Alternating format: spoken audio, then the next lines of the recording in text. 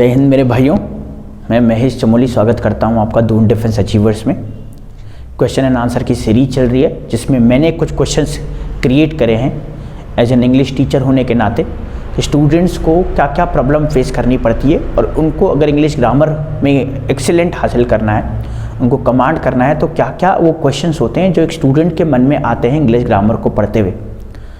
तो मैंने as a students जब मैं था तो मेरे मन में भी ये सवाल आते हैं, तो कुछ क्वेश्चंस की मैंने सीरीज़ तैयार करी है। ये मुझे लगता है उसी क्वेश्चन सीरीज का एक पार्ट होगा।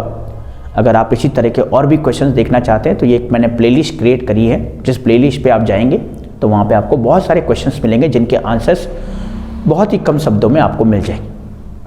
हो सकता है कि ये आंसर आपको सेटिस्फाई करे ना करे, क्योंकि बहुत कम शब्द हैं, तो बहुत कम शब्दों में बहुत मुश्किल होता है समझाना, लेकिन फिर भी मैंने कोशिश करी है कि अच्छे से अच्छा जो है आंसर आपको दिया जाए इन क्वेश्चंस के मुकाबले।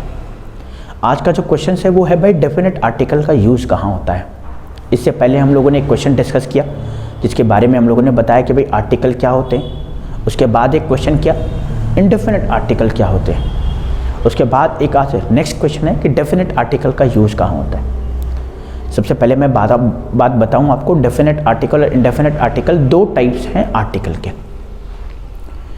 इनडेफिनेट जो आर्टिकल है वो ए और एन होता है और डेफिनेट आर्टिकल सिर्फ एक ही होता है, द को कई जगह दी के नाम से भी यूज़ किया जाता है। अब आप बोलेंगे सर दी कहाँ होता है और द कहाँ होता है। ये एक्चुअली कम्युनिकेशन का पार्ट है। मुझे नहीं लगता कि अगर आप रिटन ग्रामर का यूज़ कर रहे हैं और अगर आप ऐसा कोई पेपर दे रहे हैं जिसमें सिर्फ और सिर्फ राइटिंग सेक्शन आ रहा है या फिर लिखने वाली कोई बात है, तो दी का यूज़ होगा। द के बारे में बात करें, द सबसे पहली बात तो वहाँ आता है जहाँ पे थिंग्स जो है नोन है, जिसके बारे में आप बात कर रहे हैं वो पहले से ही पता है। जैसे मैं आपको कहूँ कि please return me the money, return me the money. अब ये मनी जो है इसके पहले हम लोगों ने द लगाया है। क्यों लगाया है? क्योंकि मान लीजिए आपके और मेरे बीच में कुछ टर्म्स एंड कंडीशन हुआ है कि मान लीजिए आपने मेरे से 100 रुपये लिए, लेकिन आप देने का नाम नहीं ले रहे हैं, लेकिन आपको पता है कि मुझे देने। मैंने कई बार भी इसके बारे में डिस्कस कर चुका हूँ।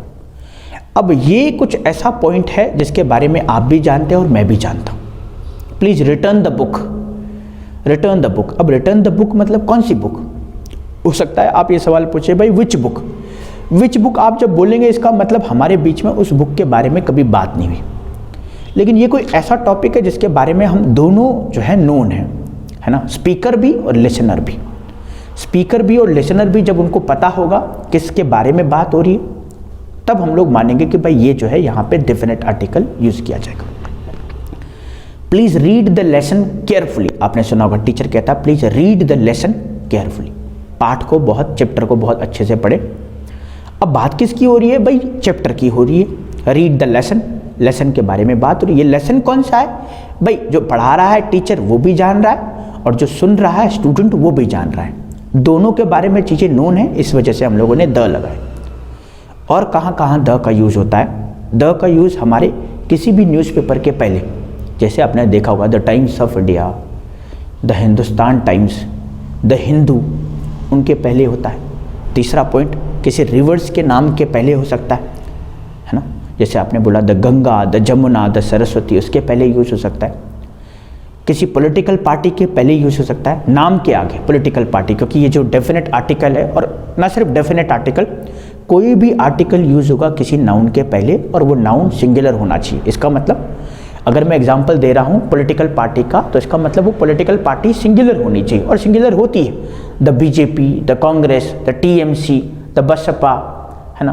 तो ये सब पार्टी है, ये सिंगुलर है, और अगर ये सिंगुलर है इनके पहले आर्टिकल आएगा। और कौन सा आर्टिकल आएगा? द आर्टिकल आएगा।